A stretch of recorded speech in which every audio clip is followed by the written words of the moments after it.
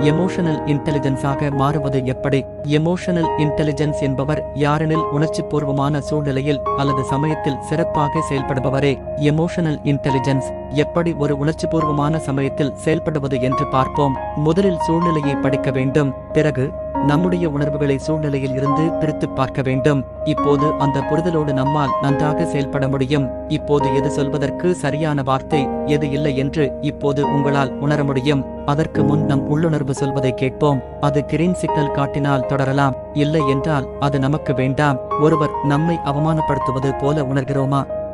உண்மை அதுதான். ஒருவருடன் பாதுகாப்பு உணர்வு பெறுகிறோமா?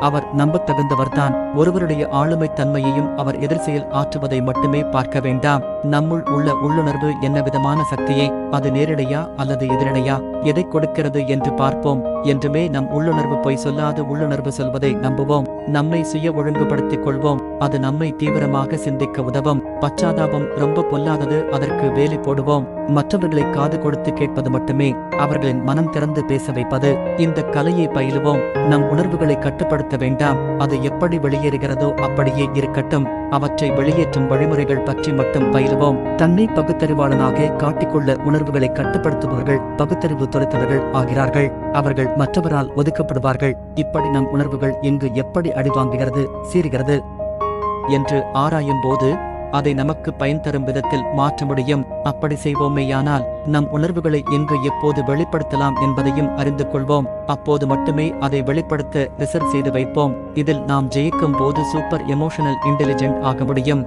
நாமே நம்முடைய புது அவதாரத்தை பார்க்க முடியும்.